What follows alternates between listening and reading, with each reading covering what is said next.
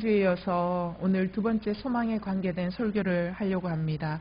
지난주에 말씀드렸던 소망은 하나님의 약속이 있으면 하나님의 응답이 있는데 하나님이 약속하신 것은 반드시 응답해 주십니다. 그러나 그 응답이 우리가 생각하는 요청하는 때와 하나님이 생각하는 응답해 주시는 때가 다릅니다. 그래서 우리가 약속은 있지만 우리가 응답을 기다리지 못하고 자꾸만 우리의 방법을 쓰게 되죠. 그럼에도 불구하고 약속하신 하나님의 말씀을 믿고 마침내 하나님의 때를 기다리면서 하나님이 응답하시는 것을 끝까지 기다리고 그 응답을 우리가 들을 때에 이것을 듣는 사람들이 하는 그 사이의 간격을 메꾸는 비법이 있더라는 것입니다. 그게 뭐냐? 그들에게는 소망이 있더라는 것입니다. 그래서 약속과 응답 사이를 메꾸는 다리 역할을 하는 것이 소망이다라고 말씀을 드렸습니다. 오늘 제가 여러분에게 드리는 소망의 두 번째 정의입니다. 소망이라는 것은 무엇인가? 하나님을 바라보는 거룩한 집중력이 바로 소망이라는 것이지요. 여러분, 우리가 한 곳에 집중하는 것은 굉장히 강력한 힘입니다. 그래서 우리가 어릴 적 소실적에 많이 하고 노는 게임이 있죠. 돋보기 가지고 와가지고 아버지 구두도 태워보고, 그죠? 막 별것 다 해보죠. 구두약에다가 갖다 대면 막 지글지글 타고 너무 재밌어서 저는 저희 아버지 구두에다가 갖다가 타더라고요. 그 가죽도 이렇게 돋보기 모아가지고 햇볕에. 가죽은 타고 나중에 저도 타고 뭐 하여튼 그렇습니다. 그러니까 사실은 태양열만으로는 종이를 태울 수 없습니다. 그러나 이 태양열을 돋보기에 집중시키면 이 집중된 이 태양빛은 두꺼운 종이도 태워버릴 수 있다라는 것이죠. 그만큼 집중력은 강력한 힘이라는 것입니다. 이거는 소망이라는 영적 세계에서도 동일하게 적용되어집니다. 여러분, 우리의 소망의 근거 되시는 하나님을 향한 거룩한 집중력은 절망할 수밖에 없는 현실적인 이유마저도 불태워버리는 강력한 힘이 있습니다. 그래서 내 현실은 소망할 수 없는 현실임에도 불구하고 하나님을 바라보는 강력한 집중력은 그럼에도 불구하고 끝없이 소망을 꿈꾸게 만드는 굉장한 강한 원동력이라는 것이죠.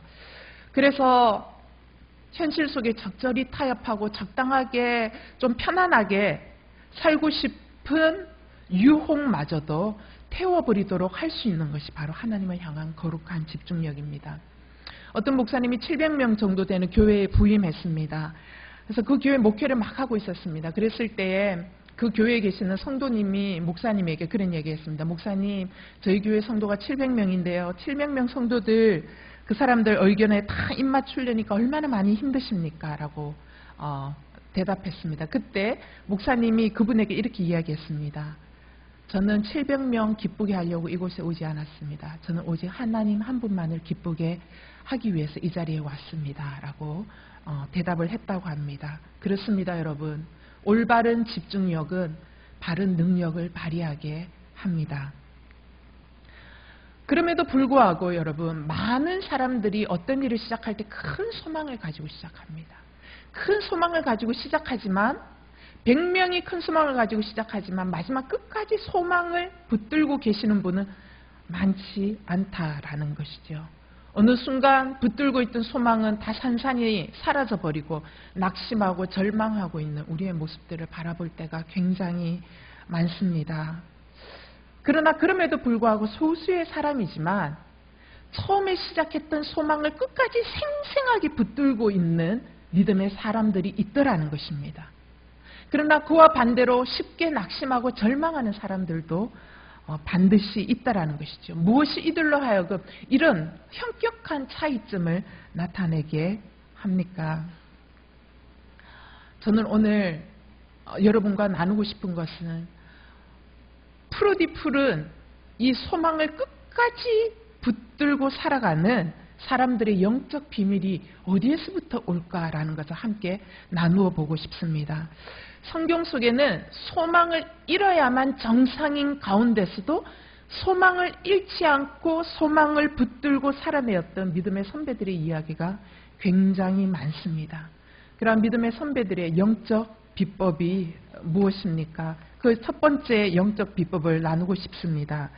소망 속에 살아갔던 많은 믿음의 사람들이 가지고 있었던 영적 비법 첫 번째는 그들 모두는 존재 이유를 알고 있었다라는 것입니다.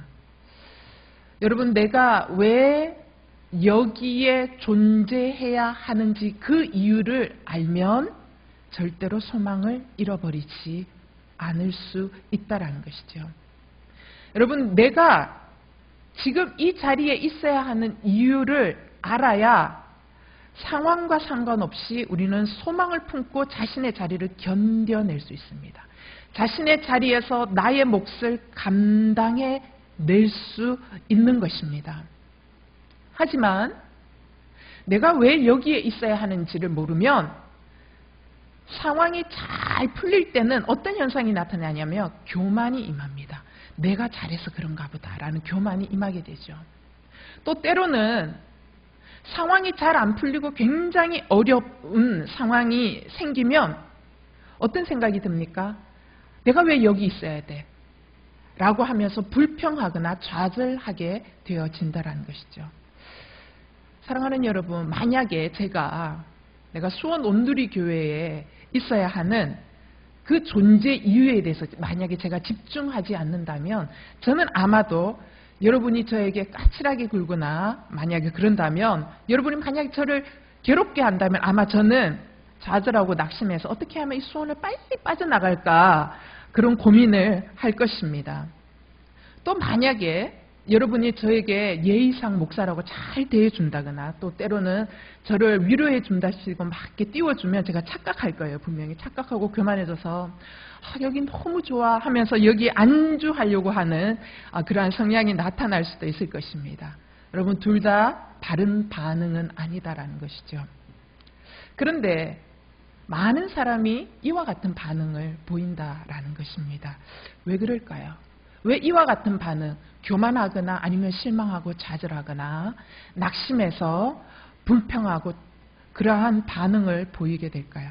그거는 나를 이곳에 두신 하나님의 뜻, 바로 나의 존재 이유에 대해서 집중하지 못하고 우리의 시선이 사람의 반응과 그 다음에 사건과 상황에 분산되어져 있기 때문이라는 것입니다.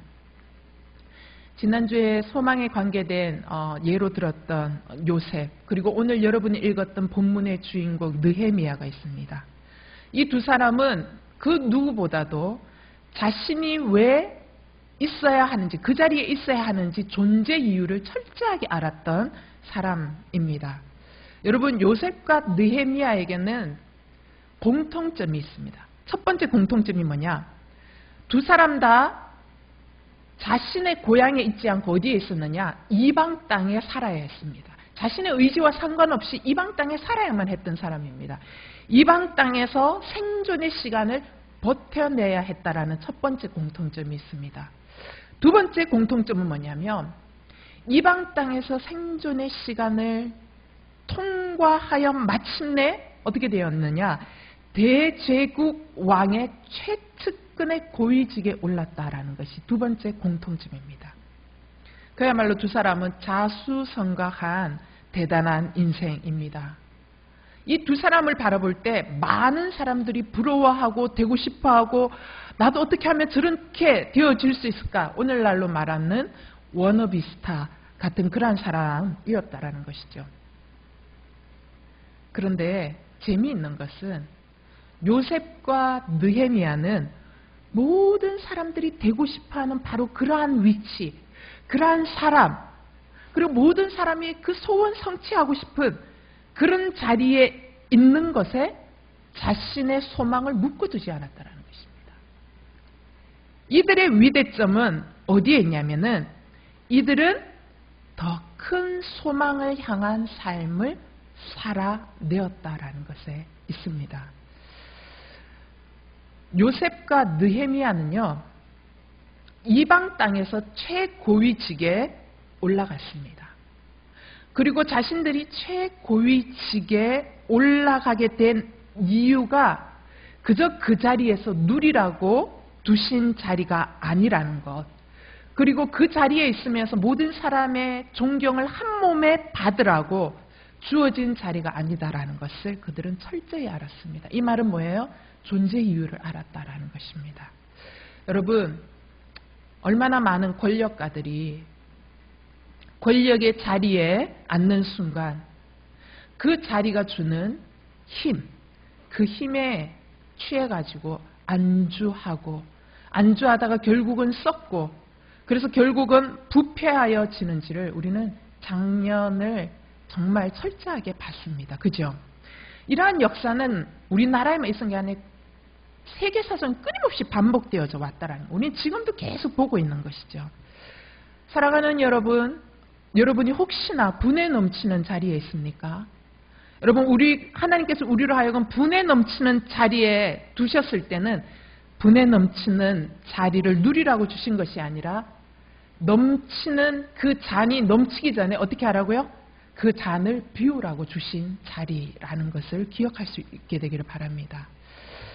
여러분, 만약에 요셉이 감옥에서 풀려나가지고 총리 자리까지 갔을 때, 만약 요셉이 총리의 자리에 만족하고 총리의 자리에 안주하면서 자신의 소망을 다 이룬 것처럼 여겼다면, 아마 요셉에게 주신, 하나님이 주신 총리라는 축복의 자리는 축복이 아니라 그에게 엄청난 저주가 되었을 것입니다. 마찬가지로 만약에 느헤미야가 끌려온 포로의 후손이었지만 페르시아 왕의 최측근 자리에 앉게 되면서 그 자리에 안주하면서 이만하면 내가 잘 산 인생이지, 내가 이만하면 세상의 소망을 이루었지 라고 생각하면서 다 이루었다라고 생각했다면 느헤미야의 영적 생명력은 거기에서 끝났을 것입니다. 제가 기독교 방송 채널에서 우리 장신대 신대원 선배님이 나와서 이렇게 강의하는 것을 이렇게 잠깐 보면서 거기에서 이제 그 선배님이 이렇게 예화를 했던 이야기를 여러분과 함께 좀 나누고 싶습니다. 한 교회 장로님이 계셨습니다. 그 장로님이 몸이 아파서 병원을 갔더니 암 말기라는 판단을 받게 됩니다. 그러면서 병원에서 뭐라고 얘기하냐면 의술로는 고칠 가능성이 매우 희박합니다 라고 이야기했습니다. 그래서 이 장로님을 위해서 온 교회가 함께 일어나서 기도하기 시작합니다. 막 기도하기 시작하고, 가족들이 하나님 앞에 나와서 금식하면서 막 기도하기 시작합니다. 그리고 본인도 하나님 앞에서 간절하게 기도하기 시작했습니다. 근데 놀라운 일이 일어났습니다.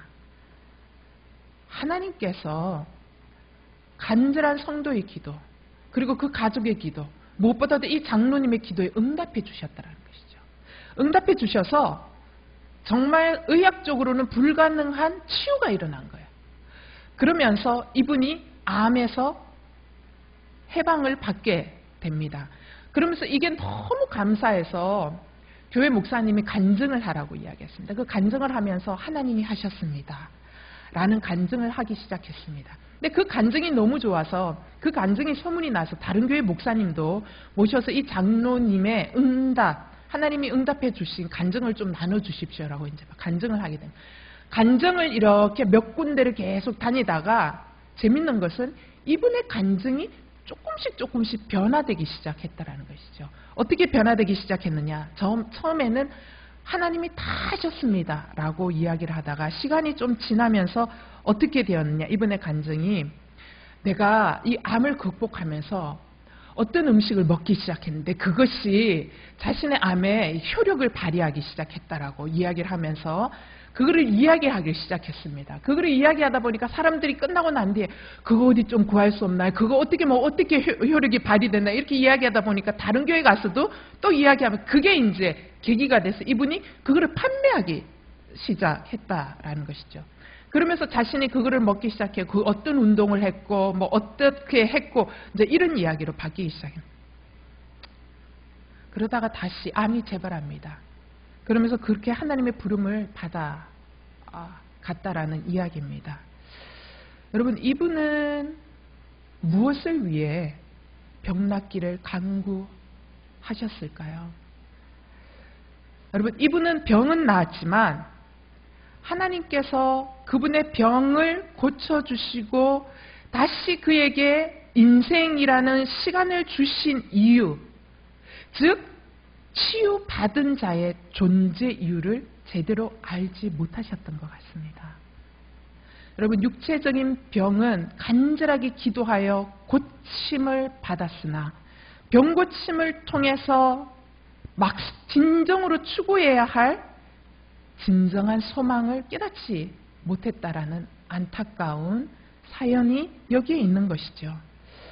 여러분, 만약 우리 인생이 그저 잘 먹고 잘 사는 것에 우리 인생에 소망이 있다면 우리는 그때부터 타락하기 시작합니다.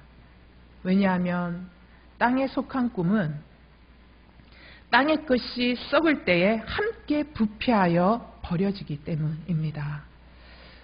여러분, 죽을 병에서 다시 살아나는 것, 때로는 망해버린 사업에서 다시 재기하여 성공하는 것, 또 때로는 무너진 관계를 다시 회복하는 것, 이게 만약 우리 소망의 절정이 된다면 어쩌면 그 소망은 우리로 하여금 타락과 무너짐의 시작이 되어줄 수도 있다라는 것이지요.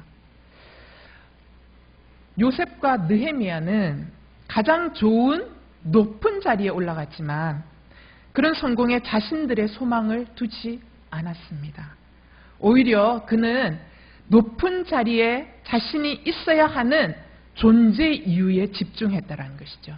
그래서 요셉과 느헤미야는 끝까지 바라보아야 할 소망을 놓치지 않고 집중할 수 있었다라는 것입니다.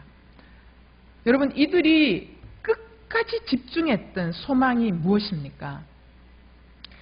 그들은 하나님께서 약속하신 땅에 대한 소망이 있었다라는 것이죠. 그것이 요셉에게는 가나안 땅에 대한 소망이 있었고 느헤미야에게는 예루살렘 성전의 회복이라는 소망이 있었다라는 것입니다. 요셉의 경우를 먼저 좀 살펴보겠습니다. 창세기 50장 24절에서 25절까지의 말씀입니다. 다 같이 읽겠습니다. 시작.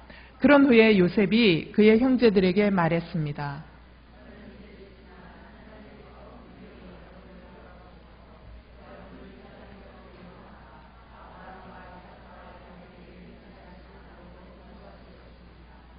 요셉은 이스라엘의 자손들에게 맹세시키면서 말했습니다.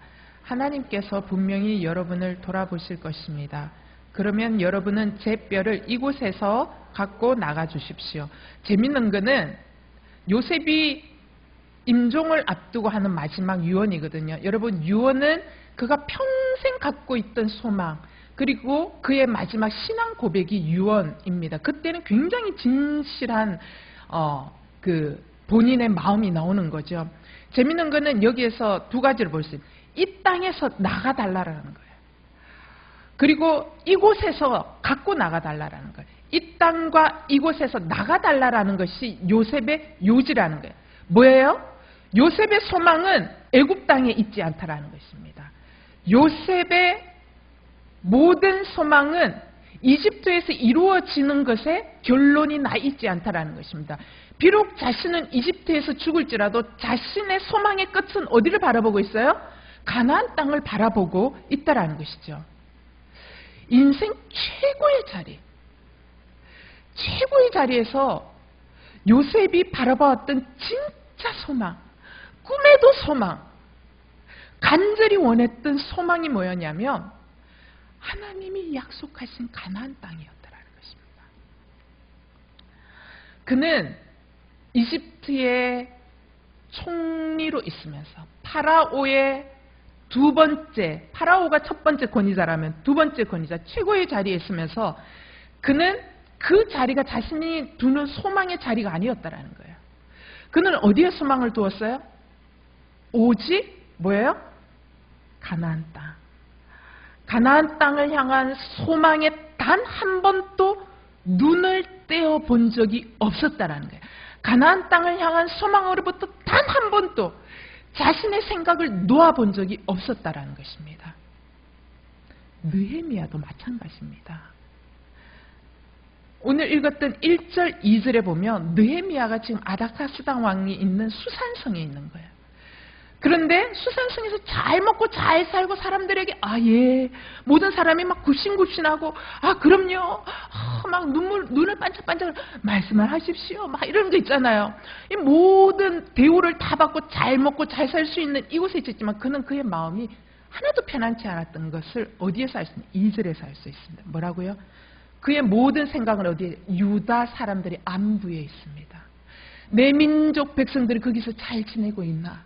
그리고 그의 모든 소망을 어디에 있어요? 예루살렘은 지금 어떤가? 모든 것을 누릴 수 있음에도 불구하고 그는 그 모든 것을 마음껏 누릴 수 없었다는 거예요. 왜? 내 백성이 고통받고 있고 하나님의 전이 회파되어져 있고 하나님의 성벽이 회파되어져 있기 때문에 그는 그 모든 관심이 거기에 가 있었다는 것이죠. 느헤미야의 우선순위의 소망은 오직 예루살렘이었다라는 것을 철저하게 보여주는 대목입니다. 페르시아 왕, 대제국 페르시아 왕의 오른팔이었습니다. 그럼에도 그의 관심은 정치력에 있지 않습니다. 그의 관심은 썩어져 사라질 버릴 이 땅의 권력에 있지 않았습니다. 그의 관심과 소망은 오직 어디에 있었느냐? 유다 땅, 예루살렘의 회복에 있었다라는 것이죠. 그의 평생의 소망은 페르시아 땅의 유능한 정치인이 되어서 삐까뻔쩍하게 사는 존재 이유가 아니라 예루살렘 회복에 있었다라는 것을 보여주고 있는 거죠. 요셉과 느헤미야, 이 두 사람, 이국 땅에서 왕 다음의 자리 출세 가도를 걸으면서도 이들의 관심은 오직 하나님 나라, 가나안 땅, 예루살렘의 회복, 하나님 나라를 향한 소망을 버리지 않고 집중하였기 때문에 그들은 그 높은 자리에 있으면서도 그들의 영적 생명력은 썩지 않을 수 있었다는 것입니다. 그들의 비전은 썩지 않을 수 있었다는 것이죠. 그들의 소망은 썩지 않을 수 있었다는 것입니다. 여러분에게 묻고 싶습니다. 아니, 저에게도 동일하게 질문하는 것입니다. 저와 여러분의 소망은 어디에 있습니까?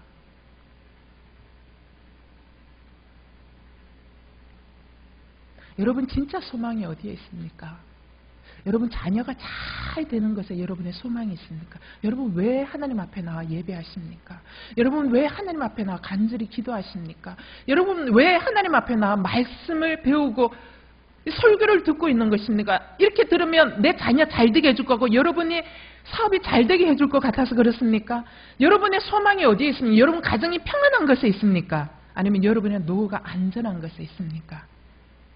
사랑하는 여러분, 저와 여러분에게 선포합니다. 우리의 소망은 더 큰 것을 바라보아야 할 줄 믿습니다. 여러분 더 썩지 아니하는 더 큰 소망을 가지십시오. 또한 묻고 싶습니다. 지금 여러분이 절망하고 좌절하고 있는 부분은 무엇 때문에 절망하고 좌절하고 계십니까? 당장 눈앞에 펼쳐진 어떤 현실의 결과로 인하여 낙심하고 있습니까? 여러분 현실의 조건과 결과에 낙심하지 마십시오. 낙담되는 현장 속에 있을지라도 그 현장 속에 두게 하신 분이 하나님이심을 인정하십시오. 요셉처럼 인정하십시오.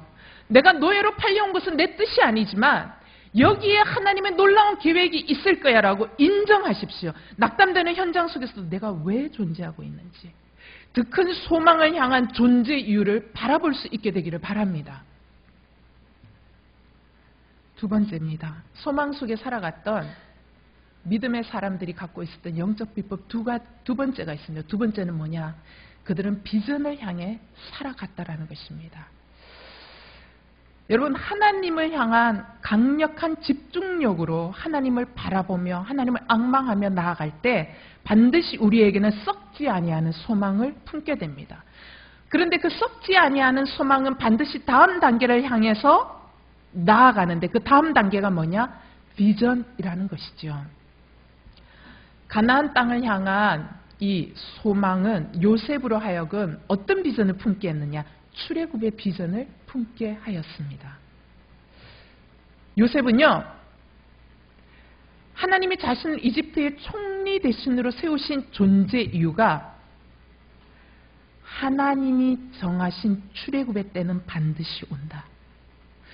반드시 오는데 바로 그 출애굽의 그날을 위하여 나는 이곳에서 내 민족 이스라엘 백성들을 준비시키는 것이 나의 존재 이유고 비전의 이유다라는 것을 알았다라는 것이죠.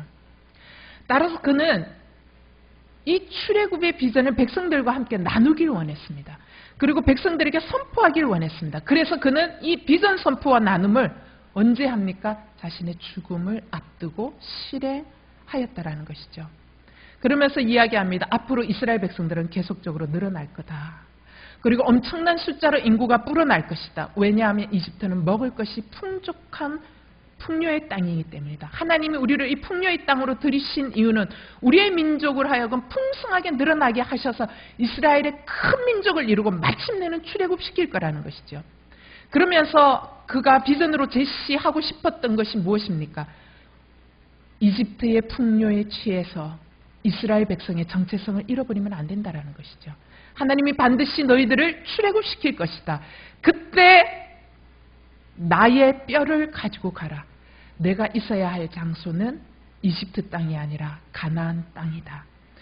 내가 있어야 할 장소가 가나안 땅이다라는 이 메시지 속에는 어떤 메시지가 들어가 있느냐? 너희들도 있어야 할 땅이 이집트 땅이 아니라 어디라고요? 가나안 땅이 너희가 있어야 할 땅이다라는 것을 선포하고 있는 것이죠. 그러면서 요셉은 이집트 총리로 살아가면서 평생 품었던 이스라엘을 출애굽을 준비하도록 하는 것이었음을 이스라엘 백성들에게 선포하고 있습니다. 여러분, 출애굽을 향한 요셉의 이 비전이 그에게 뚜렷했기 때문에 그는 총리의 자리에 있으면서도 끝까지 겸손할 수 있었습니다. 끝까지 절제할 수 있었습니다. 끝까지 탁월할 수 있었습니다. 느헤미야의 비전은 무엇입니까? 느헤미야의 비전은 예루살렘 성전의 온전한 회복이었습니다. 그가 지금 최근에 들은 소식은 뭡니까? 성벽이 무너져 있고 성문들은 불탄 채로 남아있다는 것이죠. 여러분, 이게 어디 하루 이틀의 일입니까? 예루살렘의 비참한 상황은 주전 536년에 바벨론에 의해서 이미 시작됐고 느헤미야가 태어나서 총리로 올라간 느헤미야가 살아생전 있는 이 시대까지 무려 142년 동안 지속되었던 일입니다. 지속되었던 일이었지만 느헤미야처럼 애통하며 애곡하며 나의 일처럼 여겼던 사람은 없었다라는 것이죠. 이제 겨우 고레스의 칙령으로 BC 516년에 성전을 겨우 복구했지만 여전히 성벽은 손도 대지 못한 채로 방치되어 있었습니다. 여러분, 고대 사회 속에 성벽이 무너져 있다는 것은 뭘 이야기하냐면 도시가 도시로서의 기능을 상실했다는 걸 뜻합니다. 여러분, 주민들의 안전이 보장받지 못하기 때문에 예루살렘 도시에 와서 살 사람이 별로 없는 거예요. 이 말은 뭐예요? 성전이 우여곡절 끝에 겨우 초라하지만 재건되었지만 성전을 보호하고 지원해줄 도시 기능이 취약하다면 다시 재건된 성전은 언제든지 무너질 수 있을 가능성이 높다라는 것을 함축하고 있다라는 것이죠. 그래서 느헤미야는 성벽이 여전히 회파되어져 있다라는 소식에 슬퍼하며 울었다라는 것입니다. 사실 여러분, 느헤미야는 현실적으로 보면 그가 슬퍼하고 울어야 할 이유가 하나도 없는 사람입니다. 왜냐하면 그는 모든 것들을 누릴 수 있는 자리에 있었기 때문이죠.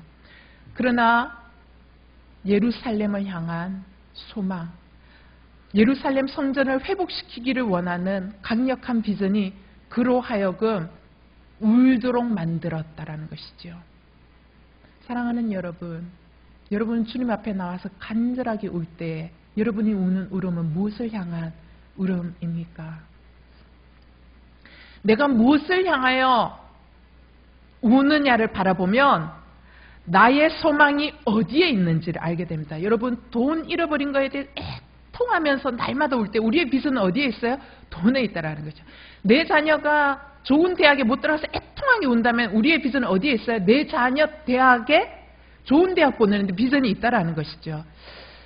여러분, 느헤미야는 그냥 슬픔만 한 것이 아니라 민족을 위한 회개 기도를 대신하여 올려드립니다. 예루살렘 회복을 향한 비전 때문에 그는 왕의 최측근의 자리를 뒤로 팽개친 채 어디로 향해서 달려갑니까? 폐허가 된 예루살렘을 향해서 나아갔습니다. 이 같은 느헤미야의 이 비전 때문에 모든 것을 뒤로하고 달려갔던 느헤미야의 행동, 이것 때문에요. 이후 돌아온 포로 귀환기 유대인 백성들에게 굉장히 중요한 영적 정체성을 확립시켜 줍니다. 그리고 돌아온 이스라엘 백성들에게 하나님 나라의 비전을 다시금 깨닫게 해주는 큰 초석을 느헤미야가 만들어 주는 것을 우리는 성경 전체를 통해서 보게 됩니다.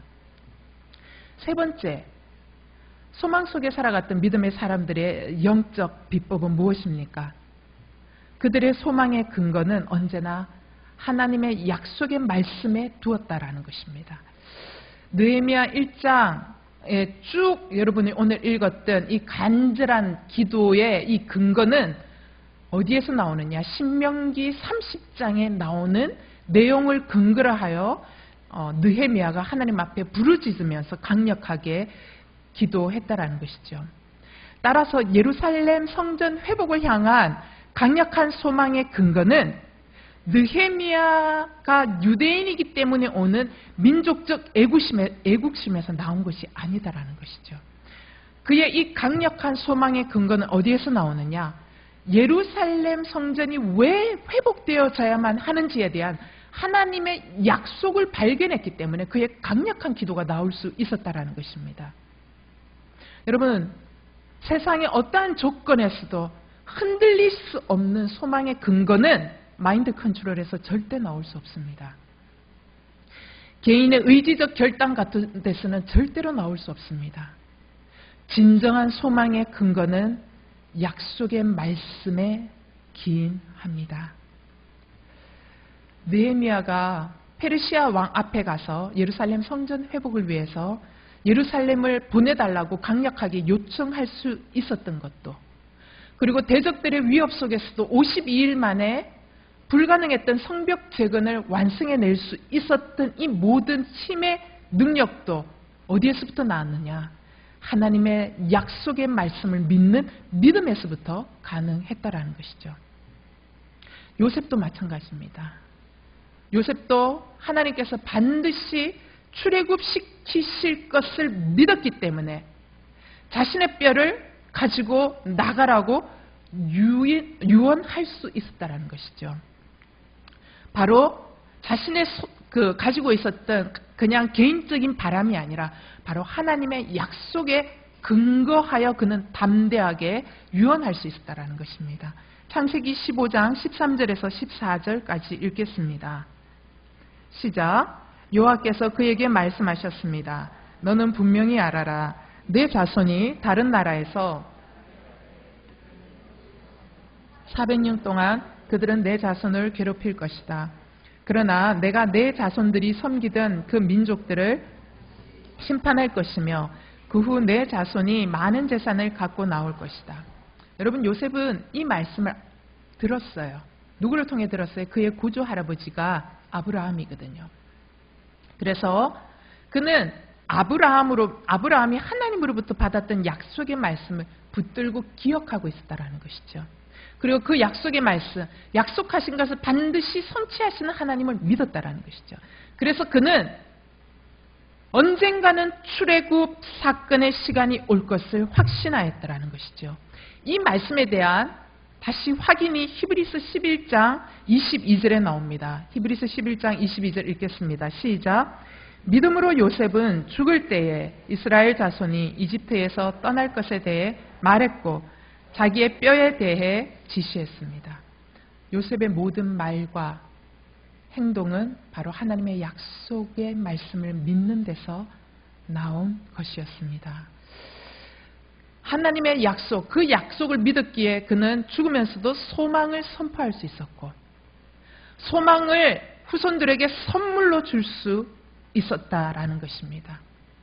그래서 하나님의 약속의 말씀을 믿었기에 그는 죽음마저도 훌쩍 뛰어넘어서 죽음마저도 훌쩍 뛰어넘는 400년의 역사를 뛰어넘어서 어디에요? 다음 세대에게 거룩한 비전의 방향을 제시해 줄 수 있었다는 거죠. 그 비전의 방향이 뭡니까? 출애굽이다라는 것이죠. 저와 여러분이 붙들고 있는 소망의 근거는 무엇입니까? 여러분이 지금 붙들고 있는 소망의 근거는 무엇입니까? 세상의 정보입니까? 아니면 든든한 뒷배경입니까? 아니면 하나님의 말씀입니까? 하나님 그분이십니까? 저와 여러분이 집중하고 있는 소망의 근거는 무엇입니까? 사람입니까? 하나님이십니까? 우리 역시 요셉과 느헤미야처럼 이 세상에서 사라져 버릴 소망이 아닌 세대를 지나더라도 사라지지 않을 거룩한 소망의 방향을 제시하여 줄 수 있는 사람이기를 원합니다. 여러분, 우리는 무엇 때문에 지금 이 시대를 살고 있습니까?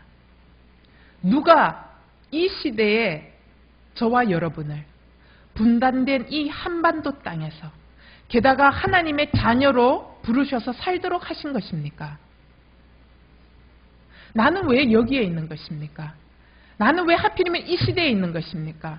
나는 왜 하필이면 분단된 한반도 이 땅에 존재하고 있는 것입니까? 나는 왜 하필이면 국정농단의 사태를 봐야 하고 젊은이들이 미래를 포기하고 하는 이 어려운 시대 속에 기성세대라는 이 위치에서 살아가야 하고 존재해야 하는 것입니까? 나를 이 시대, 이 시간 속에 존재하게 하신 하나님의 놀라운 그 이유를 발견할 수 있게 되기를 바랍니다. 사랑하는 여러분, 그것을 발견함으로 거룩한 소망을 붙들 수 있게 되기를 바랍니다. 요셉은 가나안 땅을 향한 비전이 있었습니다. 느헤미야는 예루살렘 성전 회복이라는 강력한 비전이 있었습니다. 나는 어떤 비전을 품고 있습니까? 여러분은 어떤 비전을 품고 있습니까? 높은 자리를 얻고자 하는 비전입니까? 사라지지 않을 비전을 품으십시오, 여러분. 나를 통해 하나님의 성전이 회복되어질 수 있는 비전을 품으십시오. 나를 통해 하나님의 나라가 확장되어지는, 지경이 회복되어지는 비전을 품으십시오. 나를 통해 여러분의 남편이 하나님을 바라볼 수 있는 비전을 품으십시오. 여러분의 아내가 하나님을 바라볼 수 있는 비전을 품으십시오. 내 친구가 하나님을 바라볼 수 있는 비전을 품으십시오. 여러분의 회사 동료가 하나님을 볼 수 있는, 맛보아 알 수 있는 비전을 품으십시오. 제가 청소년 사역할 때 저와 함께 동역했던 선생님이 있습니다. 그분은 외무고시를 합격해서 외교관으로 일을 하는 분이셨습니다. 그분은 하나님을 신실하게 믿는 크리스찬이셨습니다. 그분이 저에게 전화할 때는 언제나 핸드폰으로 저에게 전화를 했습니다. 그래서 제가 너무 궁금해서 물었습니다. 선생님, 선생님 그 외교부 거기 자리에는 뭐 전화기도 없나요? 맨날 선생님 핸드폰으로 제게 전화를 오네 하니까 그분이 이렇게 얘기했습니다. 아, 예. 목사님께 전화하는 것은 사적인 전화기 때문에 당연히 저의 개인 핸드폰을 쓰는 것이 맞습니다. 이 사무실에 주는 거는 공적인 업무를 위해 준 거기 때문에 반드시 공적인 일에 쓰는 것이 맞습니다. 제가 하나님의 거룩함을 느꼈습니다. 근데 그분이 스스로 자원해서 아무도 가지 않으려고 하는 아프리카 콩고의 자원에서 갔습니다. 그때 사람들이 다 비웃었습니다. 바보라고. 거기는 좌천되어 가는 것이지 왜 본인이 스스로 적어내서 가는 거냐고 라고 얘기했습니다. 그러나 그는 아무도 가고 싶어 하지 않는 곳에 가는 것이 그분의 소망이었습니다. 그래서 가나안 땅에 가서 뭐예요? 그들을 섬기는 것이 하나님이 자신을 외교관으로 부른 소망이라고 그는 자신의 존재 이유를 알았던 것이죠.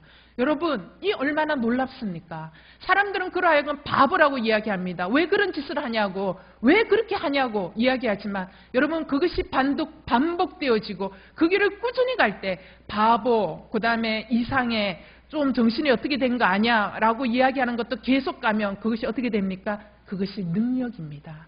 그것이 하나님을 보여주는 것입니다. 하나님 나라가 이런 것이라는 것을 보여주는 것입니다. 그것이 권력과 그 다음에 높은 자리에 탐하지 않으면서도 자신의 자리에 기뻐하고 만끽하면서 자유롭게 살아갈 수 있는 하나님의 사람, 진정한 하나님 나라의 기쁨이 무엇인지를 보여주는 그러한 비전을 보여줄 수 있는 존재 이유라는 것이죠. 베드로전서 2장 9절 말씀을 다 같이 읽겠습니다.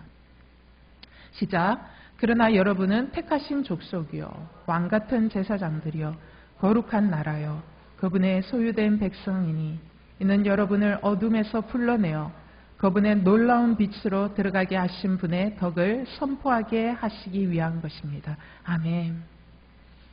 더 큰 비전을 사모하십시오.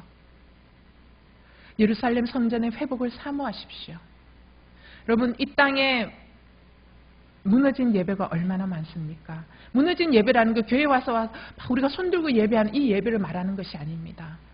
여러분, 이 나라의 법 질서가 무너져 있는 것, 그 예배가 무너졌다라고 하나님은 생각하신다라는 것이죠. 하나님 나라의 법이 통하지 않는 것, 예배가 무너진 것이죠. 주님의 성전이, 주님이 임하여야 할 좌소가 없는 것이지요. 세상은 우리로 하여금 비전을 향해 살도록 허락하지 않을 것입니다. 계속 우리를 흔들 것입니다. 우리를 향해 손가락질할 것입니다. 바보같이, 멍청하니 이렇게 이야기할 것입니다. 그러나 우리 살아내야 하는 것은 우리의 몫입니다. 아니, 우리 살아내셔야 합니다. 살아냅시다. 그러기 위해 우리는 하나님의 약속의 말씀을 기억해야 합니다. 약속의 말씀을 붙들어야 합니다. 그래서 가짜 소망이 넘실대는 이 시대 속에 진정한 소망 되시는 하나님을 보여주어야 하는 것이지요. 그래서 우리를 살리시고 이 땅을 살리시고 이 땅의 가정을 살리시고 학교를 살리시기 원하는 하나님의 일하심을 보여줄 수 있게 되기를 간절히 소망해 봅니다. 기도합시다.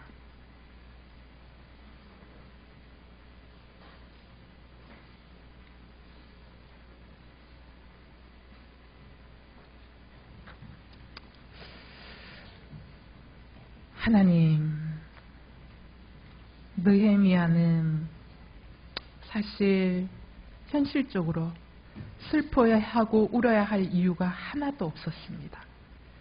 그러나 그는 무너진 예루살렘의 성벽, 그리하여 예루살렘의 성전이 언제든지 회파되어 줄 수밖에 없는 그 조건, 하나님이 다시 이스라엘 백성들을 회복시키기 위하여 성전 재건을 하셨는데 이 성전이 다시 무너질 수밖에 없는 이 조건들 때문에 그는 너무나도 가슴을 찢으면서 울었다라는 것이죠. 그러면서 그들의 조상들의 죄까지 회개하면서 울었습니다.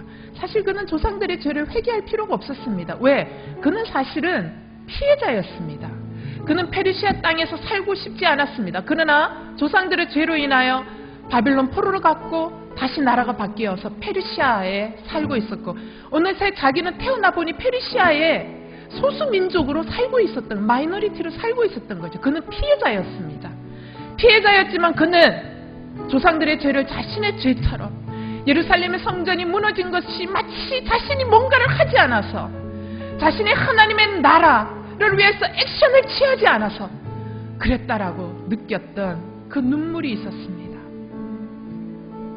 하나님, 우리에게 진정한 소망을 주십시오. 하나님, 거룩한 집중력, 하나님 나라를 향한 이 거룩한 집중력, 썩지 아니할 소망을 향한 이 거룩한 집중력, 이 집중력, 그리하여 하나님 나라를 향한 이 비전 때문에 울 수 있는 눈물이 우리 안에 있게 하여 주시옵소서. 하나님, 세상은 세상의 방법대로 살아가기 때문에 거짓 소망을 끊임없이 이야기하지만 주님, 우리에게 주님 말씀하십니다. 진짜 소망을 이야기하라고, 진짜 소망을 보여주라고.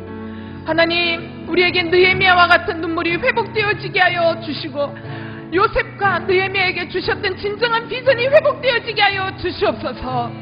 그 비전, 푸르디 푸른 비전이 우리 안에 꽂혀서 정말 하나님 나라를 앙망하는 그 열망이 우리 안에 있게 하여 주셔서 세상 사람들이 바보라고, 어리석다라고 이야기하는 하나님 그 놀림거리가 오히려 하나님 나에게 잘 가고 있다, 바른 길로 가고 있다라는 격려로 들을 수 있는 그러한 하나님 비전의 사람, 소망의 사람 되어줄 수 있도록 주여 우리의 심령 가운데서 일하여 주시옵소서. 내 안에 가짜 소망, 세상이 이야기하는 가짜 소망을 불타버리게 하여 주시고, 주님이 부어주시는 진정한 소망을 갈망하는 인생 되게 하여 주시옵소서. 우리 그렇게 한번 기도하며 나아가시겠습니다. 주여